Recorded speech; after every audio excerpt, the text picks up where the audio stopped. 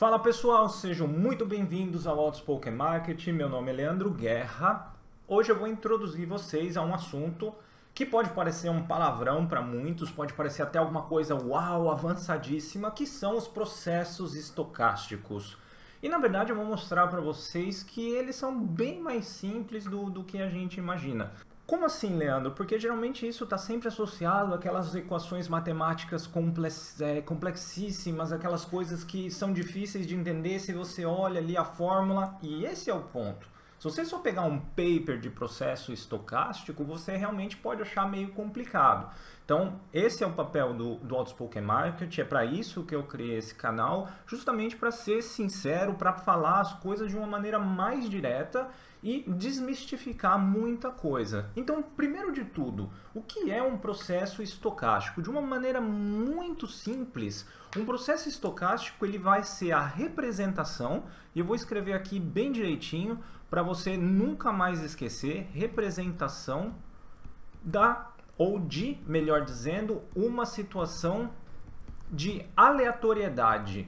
Ou seja, nada mais nós estamos falando do que a nossa grande amiga aleatoriedade presente no nosso dia a dia, como você bem sabe que geralmente eu coloco bastante informação nesse tema lá nas redes sociais. Essa situação de aleatoriedade, que também pode ser traduzida como uma situação de incerteza, ela é nada mais do que o nosso muito conhecido processo aleatório. Então, um processo estocástico, de uma forma, se pudéssemos falar aqui de um sinônimo, ele é um processo aleatório. E o que é um processo aleatório? Você conhece muito bem. Por exemplo, o número de pessoas numa fila de banco com o passar do tempo. Ele é um processo aleatório, eu não sei, pode vir 10, pode vir 5, pode vir 20, depende de diversos fatores a ocorrência daquele evento, então eu não consigo prever. Um outro muito conhecido nosso é a variação dos preços no mercado de ações. E isso, pessoal, é o exemplo que eu vou dar para vocês no vídeo de hoje de como você constrói um processo estocástico dentro do R. Vamos tangibilizar isso em um exemplo ainda mais fácil para você sentir o que pode ser feito. Os processos estocásticos, na verdade essa metodologia, elas vão ser, ou ela vai ser a porta de entrada para uma coisa que a gente vai ver no próximo vídeo, que são as simulações de Monte Carlo. E aí você fala, nossa, os grandes nomes das finanças, os grandes fundos de investimento, eles fazem simulações de Monte Carlo e você vai aprender exatamente o que é. Mas vamos começar por uma simulação um pouco mais simples para você entender o que a gente está falando.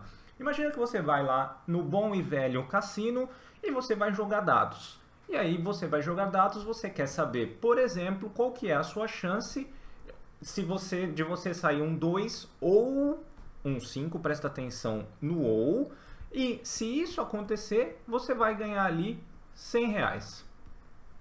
Então, o que você precisa ter em mente para estruturar esse processo estocástico? Primeiro, conhecer todas as saídas possíveis. E aí você começa já, como você é uma pessoa pensante, todas as saídas possíveis. Quando você fala dessa forma, você fala, cara, lá no mercado de ações eu não consigo saber todas as saídas possíveis. Então é por isso que outros tipos de modelos são necessários. Porém, no exemplo aqui de jogar simplesmente um dado num cassino, quais são essas saídas? A gente sabe muito bem que são as saídas do dado de 1 a 6. O que você tem que pensar? Bem, qual que é o próximo passo de um processo estocástico?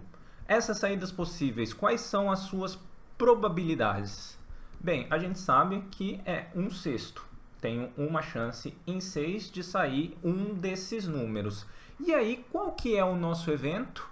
O nosso evento, ele é a chance da gente ter um 2 ou um 5. Lembra, isso daqui é lógica ou álgebra booleana, a parte aqui do ou. Qual que então é a minha probabilidade final de acontecer o fato ganhar os R$100? Vão ser a soma, porque aqui eu tenho um ou, das duas probabilidades. Então é 1/6 mais 1/6, que é o nosso cara ou, vão ser 2/6, que são iguais a 1/3. Então aqui você simplesmente fez o cálculo da probabilidade de um processo estocástico, porque o lançamento de um dado é um processo estocástico. É isso, cara. Qual que é a diferença? Que você vai ter um fenômeno como o mercado de ações, em que essas saídas possíveis são um pouco mais complicadas de calcular. Então por isso que às vezes a fórmula fica bem maior, ou por isso que a complexidade aumenta, mas o princípio, pessoal, vocês têm que se atacar aos princípios, e o princípio é esse aqui dessa página. Agora, como vai funcionar lá dentro do R? Estou aqui utilizando o Jupyter Notebook, criei aqui um arquivo processo estocástico, vou aumentar um pouco aqui a tela para todo mundo ver o código. Tirei isso daqui de algumas combinações de códigos de livros que eu tenho, tá? E fiz uma adaptação. Então, quando a gente vai fazer a simulação de movimento de uma ação, que a gente pode imaginar que é um processo estocástico, e aqui eu comi algumas letras, simples processo estocástico para simular o movimento de uma ação, essa é a fórmula. Então, o preço, ele vai ser o quê? Ele vai ser o preço seguinte, ele vai ser o preço de agora, mais o preço multiplicado ali pelo retorno e pela volatilidade diária. Essa é a fórmula que você usa para saber o preço do dia seguinte, pensando no movimento de ação como um processo estocástico. E como você faz o cálculo disso dentro do R? Você vai primeiro ter essa função que chama rnorm, que ela vai calcular para você uma distribuição normal de 255 valores, ou seja, ela vai aleatoriamente criar 255 valores com média 0 e desvio padrão 1, que aqui vai ser a simulação dos seus retornos, de uma maneira muito simplificada. Eu vou ter aqui uma distribuição. Por que 255?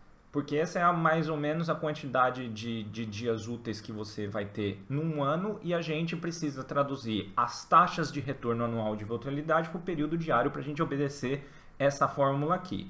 E aí a gente tem os parâmetros do processo, que é o nosso retorno anual esperado. Coloquei aqui 23%, número ao acaso, deixa eu até arrumar aqui.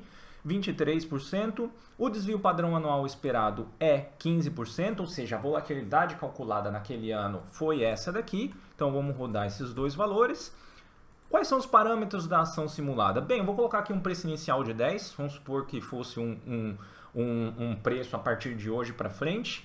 Criei aqui um vetor só para acumular os preços no tempo, para a gente poder plotar o gráfico da variação. E depois dois parâmetros aqui de tempo auxiliar, que é um período e uma variável auxiliar 2 aqui, só para auxiliar a gente nessa conta. Essa simulação que eu coloco aqui, ela nada mais é do que a representação. Tá vendo essa linha aqui, desse P maiúsculo? Essa linha aqui é exatamente essa fórmula aqui. Não muda absolutamente nada. E esse cálculo que eu estou fazendo do U dividido por 255 e do desvio padrão, aqui é justamente para ter esse cálculo diário. Feito isso, legal, vamos rodar a nossa simulação e aí a gente vai ver o preço. Tcharam! É mais ou menos como se fosse o preço de uma ação comportando ao longo de um ano. E aqui você vai ter esses parâmetros, o preço médio, o valor máximo que atingiu, o valor mínimo. E aí quando a gente tenta calcular essas estatísticas, a gente vai ver que nesse ano simulado aqui, o meu retorno foi de 6,27%, um preço médio ali de 10,92% e a volatilidade em 0,42%.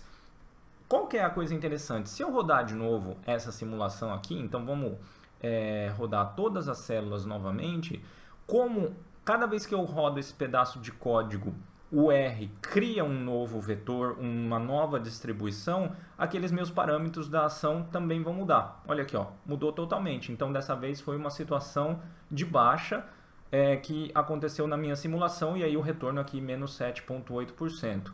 Sempre que eu quiser rodar tudo de novo, estou só reiniciando o kernel aqui, vou rodar o preço de novo. Aqui foi uma simulação extremamente positiva, o retorno foi de 40%, quase 39%, e uma volatilidade aqui bem mais exacerbada. Então você está vendo, pessoal, quando eu ploto o gráfico e mostro para você a simulação, tá aí, é isso daqui o estágio inicial para você avaliar o risco de uma carteira, para você fazer diversas outras simulações para decisões de investimento. E aí é aquela coisa, né? O mercado ele é aleatório, o mercado obedece mesmo essa história do random walk. E aí você olha para um gráfico desse simulado, você vai encontrar, cara, suporte, resistência, muitas outras coisas. E aí você fala assim, poxa, como eu consigo aplicar todas essas técnicas, todas essas características, todas as escolas possíveis que estudam de alguma maneira o mercado, para que eu possa saber o que vai acontecer no gráfico que ainda não está pintado aqui na tela, né? Então é esse o objetivo de todo mundo que está no mercado e é para isso que essas técnicas existem. Beleza, pessoal? No próximo vídeo eu vou entrar já na discussão sobre as simulações de Monte Carlo para você também entender como você pode executar isso no R. Compartilhe o Outspoken Market com seus amigos, divulgue nas suas redes, ajude o canal a crescer. Também aí dá aquele like para a gente ficar relevante na comunidade aqui do YouTube. Um grande abraço e até o próximo vídeo. Tchau, tchau.